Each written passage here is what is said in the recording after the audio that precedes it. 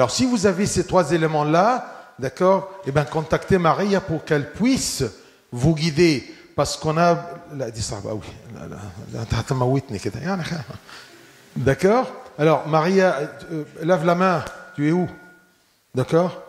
Ah, bravo, Maria, d'accord? Et on a besoin des gens comme Maria. L'Église et l'histoire de l'Église copte a besoin de ces gens-là. Alors, si tu sens que tu aimes la littérature, non pas la science et la médecine et la pharmacie et tout ça, non. Si tu aimes la littérature, ensuite, ça aboutit à l'histoire et ça aboutit aux langues, d'accord, orientales, comme le copte, d'accord. Il y a beaucoup de gens qui étudient le grec, d'accord. Tant mieux, d'accord. Mais on a besoin du copte. Alors, j'espère qu'Ambamark, il va vous encourager à apprendre le copte. Ce n'est pas le copte, d'accord, des chants ou des hymnes, mais c'est le copte saïdi. C'est un autre dialecte. On veut bien apprendre le copte, non pas pour chanter à l'église et prier à l'église, mais pour fouiner dans les manuscrits et les trésors coptes au Vatican. D'accord? Alors, courage, et c'est bien, ça commence par un petit pas, c'est Maria. Bien.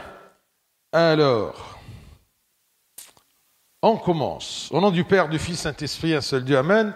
Que sa bénédiction repose sur nous tous, Amen. Alors, on m'a proposé, à l'occasion du Nouvel An, copte. Est-ce que vous connaissez, nous sommes en quelle année copte? 1742. D'accord? Retenez bien ceci parce que c'est important. D'accord? Tout simplement pour être copte. Alors, si vous cherchez des nouveaux codes, d'accord, essayez d'utiliser ceci 1742. D'accord? 1742. Et ça va changer, bien sûr, l'année prochaine. Alors, ils m'ont proposé de parler à propos d'un nouveau départ. Un nouveau départ pour le Nouvel An. Mais attention, chacun de nous a besoin de ce nouvel départ. Je dois tourner la page et faire quelque chose de mieux. Mais pour avoir ce nouveau départ, eh bien, un nouveau départ commence toujours par un cœur examiner. Je dois examiner mon cœur. Qu'est-ce qu'il y a à mon intérieur? Tout changement véritable commence par l'intérieur. Tout ce qui change à l'extérieur, ça n'a pas de valeur. Et ça ne continue pas. Mais si tu veux vraiment changer, si tu veux vraiment un nouveau départ, eh bien ça commence par l'intérieur. Et pour vivre un vrai nouveau départ avec Dieu, il faut d'abord regarder honnêtement en soi. Il y a des mots des mots clés dans ce que je veux dire, comme honnêtement. D'accord? Ne soyez pas ne chuchotez pas votre être. Non, on doit être devant la vérité. D'accord? On doit être sincère. Donc, pour vivre un vrai nouveau départ avec Dieu, c'est ça qui nous intéresse. Nous sommes ici pour chercher Dieu. D'accord? Ce n'est pas de chercher comment vivre, d'accord, joyeux et heureux loin de Dieu. Si tu cherches une joie terrestre, partez parce que ça ne sert à rien. D'accord? Si vous êtes là, c'est-à-dire que vous cherchez Dieu parce que vous êtes dans la maison de Dieu. Vous voyez? Alors, regardez honnêtement dans ton intérieur, en soi. C'est ce qu'on appelle parfois l'examen de conscience. Et l'examen de conscience est un acte spirituel, humble et courageux. Parce que quand tu vas rentrer dans ton intérieur, tu vas trouver Zébel. Alors tu dois être humble et accepter ta faiblesse. D'accord? Mais si tu dis, ah non, non, non, je suis bien, et tous ils font ça, eh ben, tu n'es pas honnête. Et tu n'es pas courageux. Donc, l'examen de conscience est un acte spirituel, humble et courageux qui ouvre la porte à la guérison. Parce qu'on a besoin de commencer. Pourquoi on a besoin de faire un nouveau départ? Parce que ce qu'on est n'est pas satisfait. Je ne suis pas bien. C'est pour cela que je veux changer. Ce n'est pas je veux changer parce que je veux changer. Non. Est-ce que tu sens vraiment que tu as besoin de changer? Ou tu es satisfait, d'accord, de zebal al-intafiha? Alors attention. Tu dois être honnête et tu dois te poser ces questions claires et nettes, avec humilité, et accepter que tu es faible et tu as besoin de changer et aller dans un nouveau départ. Donc, cette guérison-là, d'accord, j'ai besoin de cette guérison, j'ai besoin du pardon, j'ai besoin de la transformation. D'accord? Je dois évoluer, je dois changer. Donc c'est un pas nécessaire pour toute personne qui veut marcher avec Dieu dans la lumière. La plupart de nous, notre relation avec Dieu est très sombre, n'est pas claire. On ne sait pas comment faire. Même quand j'ai feuilleté rapidement les questions, vos questions, eh bien, je cherchais toujours dans vos questions, où est Dieu dans votre vie? Il est où? Il n'est pas clair. Dieu n'est pas clair dans votre vie. Vous voulez beaucoup de choses, d'accord? Être joyeux, être sans peur, être bien capable de choisir, d'accord, sa femme ou son homme. Et tout ça, ça travaille dans votre tête, mais loin de Dieu. Ça ne sert à rien. Donc, je veux chercher à marcher avec Dieu dans la lumière. Et voyez, il y a dans le livre de Lamentations dans l'Ancien Testament un verset, je cite, « Recherchons nos voies et sondons-les et retournons à l'Éternel. » Recherchons nos voies. D'accord? C'est l'examen. Qu'est-ce que tu fais? Comment tu vis? Recherchons nos voies et sondons-les, c'est-à-dire entrer dans la profondeur. Qu'est-ce que vous voulez? Qu'est-ce que vous vivez? Qu'est-ce que vous cherchez? Et retournons à l'Éternel. Sans l'Éternel, l'homme ne peut pas vivre. Alors si tu dis que tu es chrétien, mais tu es loin de Dieu, eh bien tu seras comme tous les gens autour de toi. D'accord? Et à un moment, tu vas mourir et c'est terminé. Un jour, tu seras devant Dieu et devant le jugement. D'accord? Ce n'est pas du blabla. Peut-être tous les gens qui sont loin de cette porte de l'église n'y croient pas. Mais puisque vous êtes là, eh bien sûrement vous y croyez. Et bien on doit se préparer à ceci. Recherchons nos voies et sondons-les et retournons à l'Éternel. Je vais essayer de me baser sur deux questions. Pourquoi on doit faire ça et comment? Pourquoi et comment? Pourquoi faut-il faire un examen de conscience? Parce que tout simplement, parce que le cœur de l'homme est trompeur. Dans Jérémie, il y a un verset, je cite, « Le cœur est tortué par-dessus tout, et il est méchant. Qui peut le connaître ?» Ton cœur, il te dit toujours, tu es très bien, Habibi, reste comme tu es. D'accord? Il te rassure. Et en même temps, tu es perdu. Le cœur est tortué par-dessus tout. Et il est méchant. Qui peut le connaître? Tu dois avoir une torche pour rentrer dans ton cœur. Et cette torche-là, c'est la vraie lumière, c'est le Christ. Tout ce qu'on va voir, c'est le Christ. La solution, c'est le Christ. Alors pourquoi je dois examiner mon intérieur? Parce que le cœur de l'homme est trompeur. Nous ne pouvons pas avancer sans reconnaître nos fautes. Sans reconnaître, est-ce que ce que je vis, ce que je pense, ce que je veux, c'est un péché ou pas? Et comment le savoir? Dans la lumière du Christ. C'est quoi dans la lumière du Christ? C'est une lampe? Eh bien non. Eh bien c'est la parole de Dieu. Dieu te dit toujours dans ses paroles, fais ça et ne fais pas ça, fais ça et ne fais pas ça. C'est ça la lumière. Alors je vois quelque chose, c'est bon ou c'est mauvais? Qu'est-ce qu'il dit la parole? Non, c'est mauvais. Eh ben, c'est mauvais. Pourquoi vous tournez autour du pot? Nous ne pouvons pas avancer sans reconnaître nos fautes. Le péché non confessé est comme une chaîne invisible qui nous retient. Regardez, je répète ce dicton-là. Que le péché qui n'est pas confessé, laisse tomber s'il te plaît, qu'est-ce que Abouna va penser de moi, je ne sais pas quoi, d'accord, j'ai honte, tout ça, ça ne regarde pas maintenant. Mais un péché non confessé est comme une chaîne invisible qui nous retient. Je n'arrive pas à changer parce que tout simplement, il y a un péché, il y a un scorpion qui est à l'intérieur du cœur. Parfois, je le vois et je remets ma confession. Parfois, je le vois, je le sens et je fais semblable que je ne le vois pas. C'est très dangereux. Je m'en fous d'Abouna.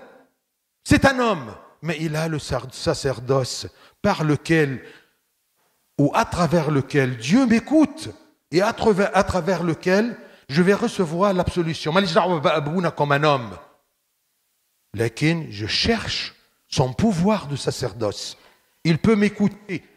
Qu'est-ce qu'il va en penser?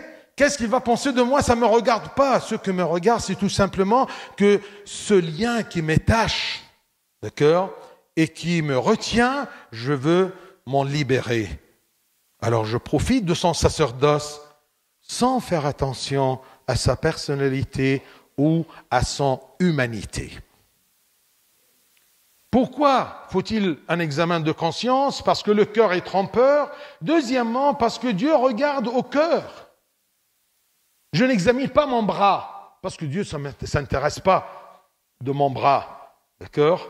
Mais il m'a dit toujours, mon fils, donne-moi ton cœur. Ce qui intéresse Dieu, c'est le cœur. Ce que Dieu regarde en moi, c'est mon cœur. C'est pour cela que je prends soin de mon cœur. Mon intérieur. Et c'est pour cela que dans le premier livre de Samuel, c'est écrit, je cite, « L'homme regarde à ce qui frappe les yeux, mais l'Éternel regarde au cœur. » L'homme, c'est-à-dire nous tous, on juge d'après quoi? D'après ce qu'on voit. Ah, elle est belle.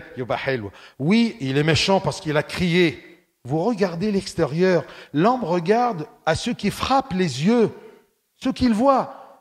Mais il ne sert pas ce qu'il y a là-dedans. Mais l'Éternel regarde au cœur. Tu peux faire beaucoup de cinéma, mais tu ne peux pas le faire devant Dieu parce qu'il sonde mon cœur. Et puisqu'il sonde mon cœur, il s'intéresse à mon cœur, je n'ai rien à faire que examiner mon cœur et chercher à le guérir, à le purifier. C'est pour cela que je dois examiner mon cœur. Donc, un nouveau départ avec Dieu ne se base pas seulement sur de bonnes intentions visibles. Je vais à l'église, d'accord? Mais non, mais sur un cœur purifié. Parce que Dieu, il ne te regarde pas de l'extérieur, mais il sent ce qu'il y a à l'intérieur. C'est pour cela qu'il y a un proverbe qui dit « Celui qui cache ses transgressions ne prospère point, mais celui qui les avoue et les délaisse obtient miséricorde. » Celui qui cache ses transgressions, il sera frappé par les gens qui ne regardent que ce qui frappe à leurs yeux.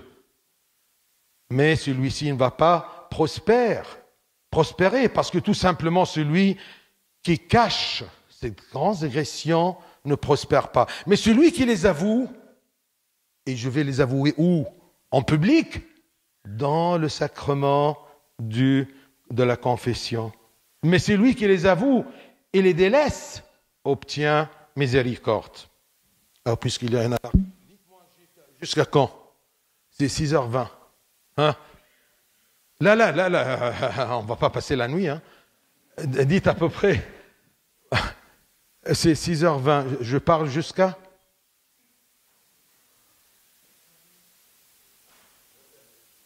jusqu'à moins quart. Dans la gamine, à la Suisse.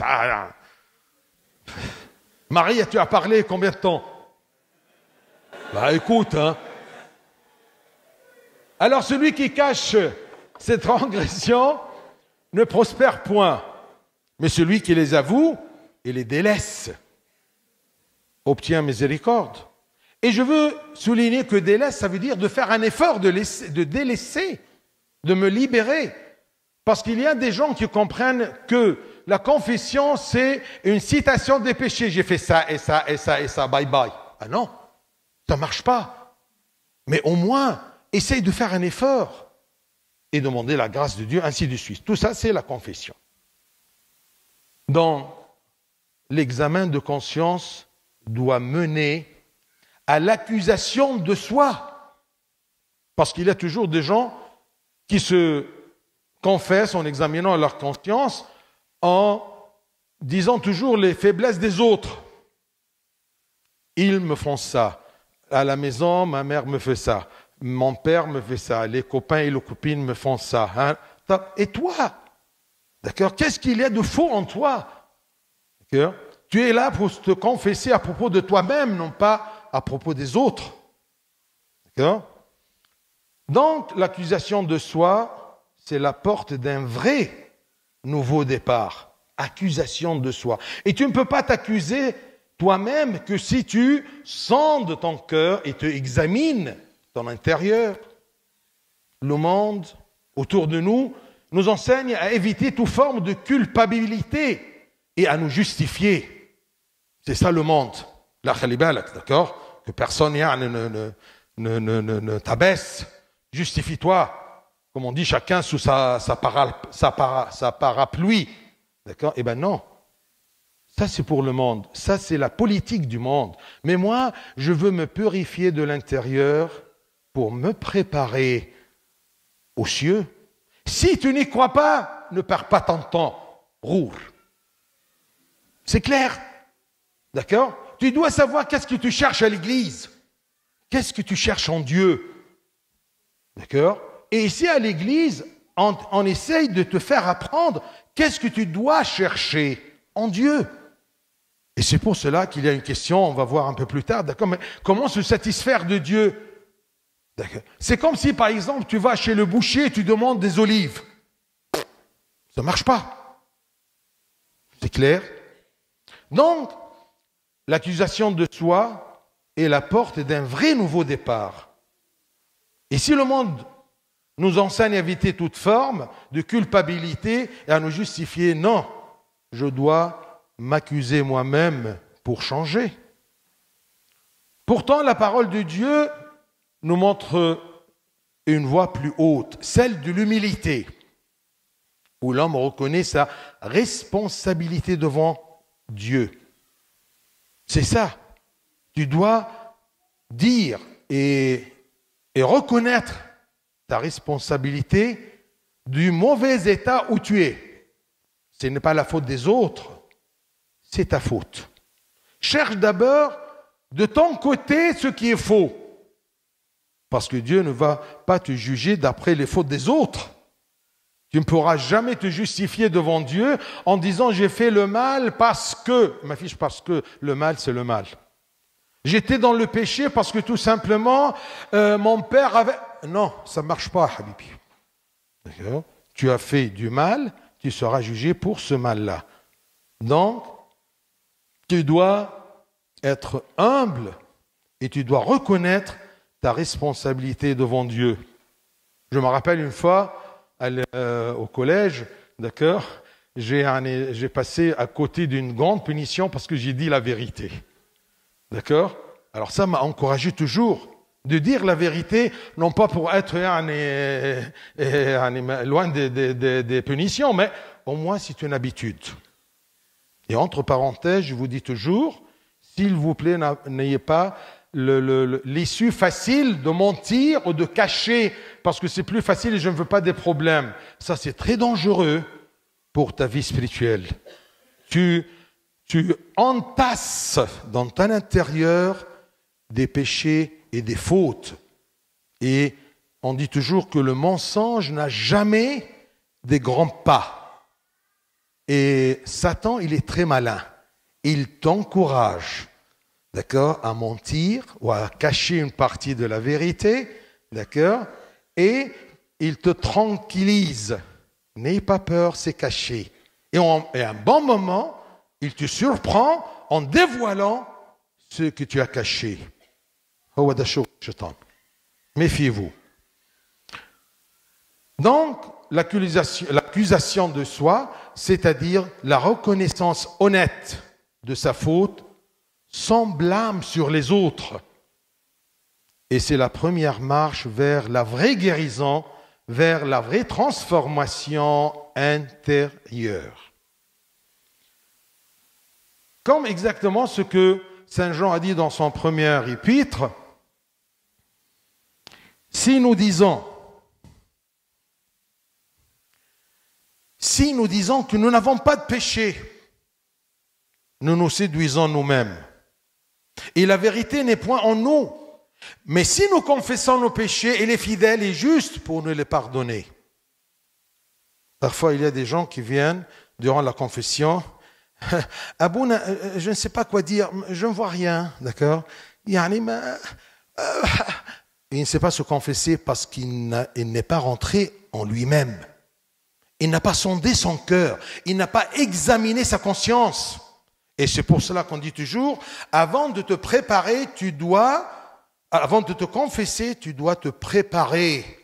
On va voir comment un peu plus loin. Mais allez, ah oui, Abouna, oui, je veux me confesser. Notre Père d'âme, je ne sais pas quoi dire. D'accord? Tu ne t'es pas préparé, tu n'as pas sondé ton cœur. D'accord? C'est comme tu vas par exemple chez un médecin, d'accord, et tu prends un rendez-vous, oui, bonjour, oui, mademoiselle, oui, monsieur, qu'est-ce que vous avez? Vraiment, je ne sais pas. Exactement, tu fais ça envers Dieu dans ta confession. Tu dois te préparer. Mais si nous confessons nos péchés, il est fidèle et juste pour nous les pardonner. Donc, l'accusation de soi, dans la Bible, dans le vocabulaire biblique, c'est une voie d'humilité et de grâce. Tu es humble, tu reconnais, Dieu te donne la grâce. Comme je vous donne, selon la Bible, des exemples. Comme le fils prodigue. Est-ce qu'il a dit, ah oui, j'ai quitté mon père parce que, écoutez, mon père, vraiment, il est insupportable. Non, il n'a pas dit ça. D'accord? Le fils prodigue, il commence son retour par l'accusation de soi. Père, j'ai péché contre le ciel et contre toi. Je ne suis plus digne d'être appelé ton fils. C'est ça. Cherche la petite paille qui est dans ton œil. Ne cherche pas les poutres des autres. Oui, je reconnais que tu n'as qu'une petite paille. Mais c'est ça qui va te rendre aveugle. D'accord? N'attends pas que ça soit une poutre. Mais ça suffit de nettoyer ou de préciser la petite paille. Donc le Fils ne revient pas en exigeant des droits, mais en confessant sa faute. C'est cette humilité qui touche le cœur du Père dans la parabole du Fils prodigue. Vous voyez? Donc ne cherchez pas à vous justifier, ni devant vous-même, ni devant Dieu, parce que tu ne pourras jamais rouler Dieu. Tu peux rouler tous les hommes qui ne regardent que ce qui frappe à leurs yeux. Mais Dieu, tu ne peux pas le rouler. Le roi David, un roi qui s'accuse lui-même après son péché, quand il a commis l'adultère, eh bien tout simplement, il dit toujours dans le psaume 50 que nous récitons toujours, j'ai péché contre toi. Ah pardon, c'est à cause... j'ai péché contre toi seul et j'ai fait ce qui est mal à tes yeux. Il n'a pas dit, c'est parce que la femme s'est déshabillée devant moi, est-ce que j'ai regardé, elle ne devrait pas faire ça? Non, il ne cherche pas des excuses. Mais j'ai péché contre toi seul et j'ai fait ce qui est mal à tes yeux. David ne dit pas, c'est à cause de Bathsheba, mais il s'abaisse pleinement et Dieu le relève. Même, troisième exemple biblique, le brigand sur la croix, il reconnaît la justice de sa peine. Il a dit, selon saint Luc, je cite, « Pour nous c'est justice, car nous recevons ce que nous méritait, nos crimes. » Et c'est à lui que Jésus a dit, « Aujourd'hui tu seras avec moi dans le paradis. » Parce que tout simplement, il a reconnu sa faiblesse, son péché. Pourquoi alors est-ce si important de s'accuser soi-même? Parce que la vérité, la parole de Dieu, parce qu'il n'y a rien de vrai ou il n'y a rien de vrai plus que la parole de Dieu, parce que Dieu est la vérité. Si tu veux savoir la vérité, comment faire, comment agir, tu cherches ça, tu cherches ceci dans la parole de Dieu, ce que Dieu a dit. Donc, la vérité nous rend libres, libres de toute faiblesse, libres de l'ignorance, parce que parfois tu dis, je ne sais pas. Si tu ne sais pas, cherche la connaissance de la vérité dans la parole de Dieu. Et Saint Jean a dit, vous connaîtrez la vérité et la vérité vous affranchira. Tu ne peux jamais dire, je ne sais pas. D'accord? Il y a des gens qui disent, mais je ne sais pas quelle est la volonté de Dieu, mais tout est là.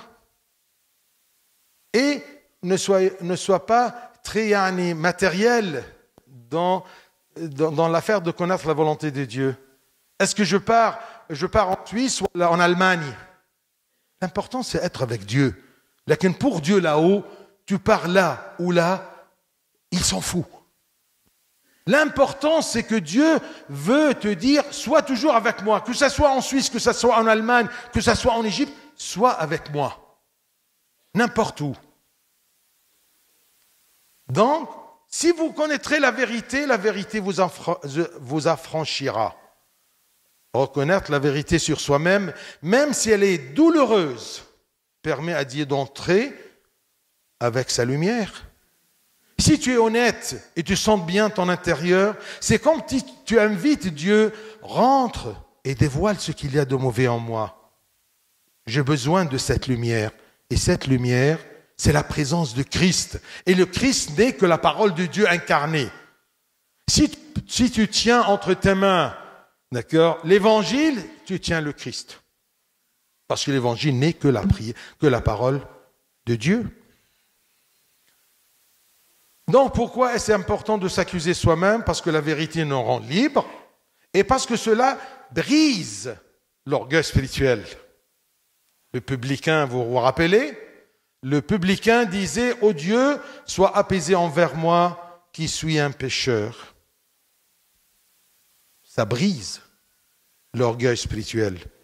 Et parfois, vous êtes orgueilleux spirituellement parce que les gens qui ne connaissent rien, ils vous flattent. Et ça, c'est très dangereux. Et même parfois, c'est toi qui se flatte lui-même en disant, « Oh, c'est bien que je vais à l'église, au moins il y a des gens qui ne vont pas. » Ça ne marche pas. « Ô Dieu, sois apaisé envers moi, qui suis un pécheur. » Jésus conclut, il a dit, « Celui-ci descendit dans sa maison justifié plutôt que l'autre, qui a dit, merci Dieu, parce que je vais à l'église, je prends la confession et je suis un serviteur, d'accord? Eh ben non, attention. Celui-ci descendit dans sa maison, justifié, parce qu'il a brisé son orgueil spirituel. L'accusation de soi attire la miséricorde divine plus que toutes les justifications. Alors, devant Dieu, ou bien tu t'accuses toi-même, ou bien tu cherches des justifications. Si tu cherches des justifications, Dieu il va te dire, je regarde mère. Mais si tu accuses toi-même, comme le fils prodigue, comme le bon larron, eh bien tout simplement, ça attire la miséricorde de Dieu. Tu vas descendre dans ta maison justifiée, plutôt que l'autre.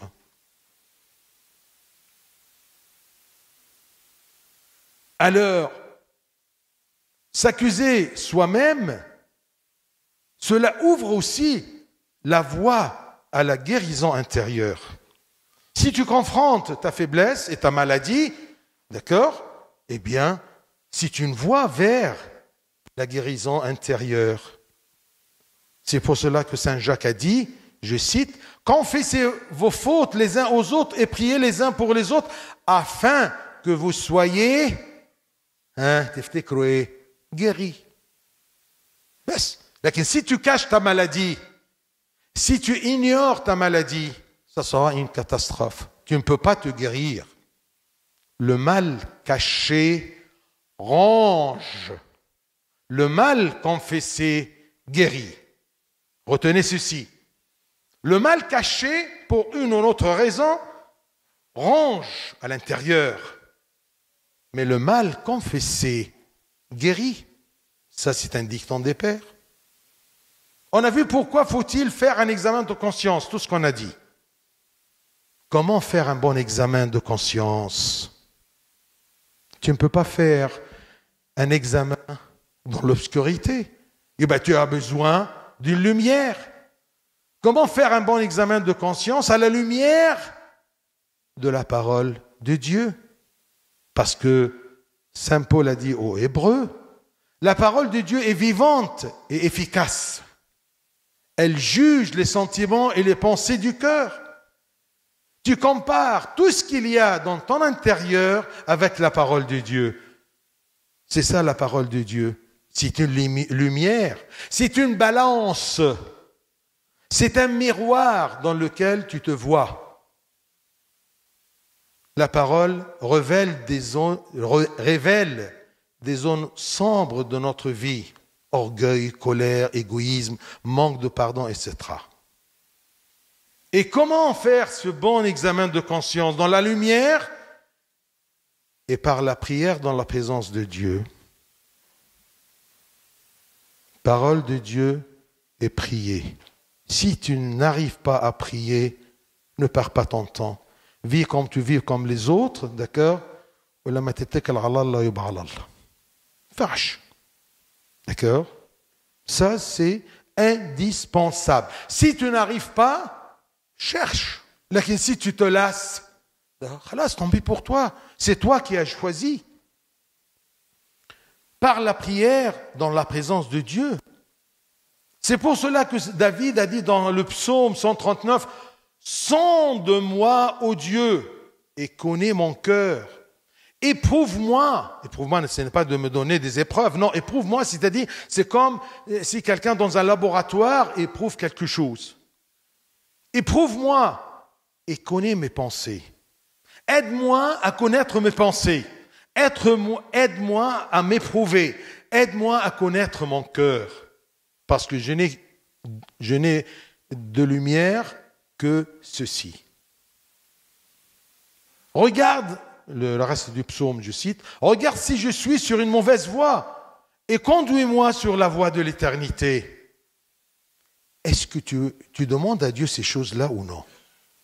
Et comment peux-tu connaître ces choses si tu ne connais pas tes psaumes? Si tu n'as pas lu les psaumes. Et les psaumes, c'est une partie de la parole de Dieu. S'il y a beaucoup de choses dans les psaumes que tu ne comprends pas, au moins souligne ce qui est clair et évident, comme ce verset. Sonde-moi, ô Dieu, et connais mon cœur. Regarde si je suis sur une mauvaise voie. Et conduis-moi sur la voie de l'éternité. C'est facile. Et tu peux utiliser même ces psaumes-là pour tes prières. Parce que parfois tu dis, mais je prie en disant quoi? Eh bien, les psaumes sont un bon outil pour prier. Donc, demandez à Dieu de nous montrer ce que nous ne voyons pas. Dans la lumière, par la prière, avec sincérité et humilité. Il y a des gens qui partent, catholiques qui partent, d'accord? Parce qu'ils vont rentrer chez eux. Là, attention, ce sont des gens qui ne supportent pas la parole de Dieu. Ils en ont marre. Ouf, يروح يتفرج على ماتش أحسن. D'accord? Moi, je ne suis pas contre ces gens. Lakin, tout simplement, je sais que ceux qui n'écoutent pas n'apprendra pas et il ne va pas changer. Il ne pourra jamais faire un nouveau départ. Je me rappelle toujours dans les anciens, d'accord, que je disais aux hommes, vos parents, تعال حبيبي اجتماع الرجاله كنا عاملين اجتماع الرجاله في كولومب واحد ما نساويش ابدا الله يرحمه يعني قال لي ما انا عارف اللي هتقوله. Regardez. Ne rigolez pas parce que la plupart de nous on connaît ce qu'on doit faire, mais on ne veut pas faire. Comme les autruches, d'accord? Les autruches, d'accord? On met la tête dans le sol. Vous voyez? Où on va se cacher de Dieu? Est-ce qu'il y a un Dieu après la mort ou non? Est-ce qu'il y a un royaume ou non? Vous dites que vous êtes chrétien. Est-ce que vous y croyez ou pas? C'est important. Demandez à Dieu de nous montrer ce que nous ne voyons pas. Et tu dois faire ceci avec sincérité et humilité. Le publicain, se tenant à distance, n'osait même pas lever les yeux au ciel, mais il se frappait la poitrine en disant « Ô Dieu, sois apaisé envers moi qui suis un pécheur. » Reconnaître nos fautes sans les minimiser ni les justifier. Minimiser ou justifier. Pourquoi faut-il faire un examen? On a vu. Comment faire un bon examen de conscience dans la lumière, la parole, avec humilité, ainsi de suite. Hein? Et quels sont les fruits, pour terminer? Les fruits d'un véritable examen de conscience. Eh bien, c'est le pardon et la purification.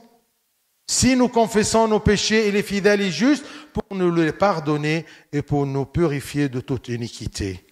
Comment veux-tu te confesser si tu ne connais pas les péchés? D'accord, le mal du bien. Comment tu peux te confesser si tu n'as pas sondé ou examiné ta conscience? On a besoin du temps. D'accord? Ne perds pas toujours ta vie. D'accord? Le pardon et la purification. Et Dieu ne refuse jamais un cœur repentant. Soyez sûrs de ça. Que Satan ne vous fait pas tomber dans le désespoir. Et le fruit, ça sera aussi un cœur nouveau et renouvelé. Je vous donnerai un cœur nouveau, comme c'est la prophétie d'Ézéchiel. Je vous donnerai un cœur nouveau et je mettrai en vous un esprit nouveau. Mais venez vers moi dans la lumière de ma parole, dans la prière. Ah oui, je peux lire la Bible, mais ne peux pas prier. Mais il fâche. Ça ne marche pas. Il y a un système de traitement pour la guérison. On ne choisit pas les médicaments. On doit suivre le traitement. Prière dans la lumière de la parole de Dieu. Dieu, il ne refuse jamais un cœur repentant et Dieu renouvelle toujours ce qui est brisé en nous. Il y a des choses dans le monde, une fois brisées, tu ne peux pas la reconstituer ou la restaurer. Mais Dieu, le Créateur, il peut restaurer tout ce qu'il y a en vous. Même, je me rappelle d'un dicton des pères, je crois que c'est Saint Augustin, si je ne me trompe pas, il a dit que le repentir rend l'adultère vierge. Imaginez-vous, il peut restaurer tout, c'est le Créateur. Et quand le cœur est purifié, la paix et la joie reviennent. C'est pour cela qu'il y a beaucoup de gens qui commencent à dire, comme une question, on va voir peut-être plus tard, d'accord, je suis triste, d'accord, je pleure, et je n'arrive pas à parler, d'accord, avec ma famille ou avec un père ou quelque chose comme ça. Eh bien, tout simplement, parce que tu es loin de Dieu. Ma réponse à ces questions-là, c'est, où est Dieu dans votre vie? Conclusion. Le moment est maintenant. Comme c'est écrit dans le deuxième épître aux Corinthiens, je cite, « Voici maintenant le temps favorable, voici maintenant le jour du salut. C'est maintenant que tu dois faire un nouveau départ avec toutes ces étapes-là. Un nouveau départ n'est pas seulement pour le nouvel an, c'est pour aujourd'hui, car chaque jour est une occasion de revenir à Dieu avec sincérité. Mais lève-toi, bouge tes fesses. On est très paresseux. J'aimerais bien qu'une fois tu peux être dans une fête ou devant la télévision et tu te rappelles Dieu, tu laisses tout et tu rentres dans ta chambre et tu commences à prier. Imagine Dieu qui voit tout, il te voit faire ce sacrifice. Est-ce que tu penses qu'il va te quitter? Non. Sûrement, il va te présenter un bonbon. D'accord? Une grâce. Si tu quittes pour lui, qu'est-ce que tu quittes? Rien. Chaque jour est une occasion de revenir à Dieu avec sincérité. Donc, examinons notre cœur, mettons en lumière ce qui doit être guéri et faisons place à l'œuvre de l'Esprit Saint. Tu ne peux rien faire sans Dieu et sans la grâce de l'Esprit Saint. Fais une étape et ensuite tu rentres. Prenez un temps cette semaine seul avec Dieu. Essayez de vous retirer de tout ce qu'il vous entoure pour être seul avec Dieu. Demandez-lui de vous révéler les zones à corriger, les blessures à guérir, les péchés à confesser. Notez-les. Priez et recevez sa miséricorde. Je termine par le psaume qu'on récite toujours. Le psaume 50. Le sacrifice qui est agréable à Dieu, c'est un esprit brisé. Ô Dieu, tu ne dédaignes pas un cœur brisé et contrit. Alléluia. Merci pour votre écoute.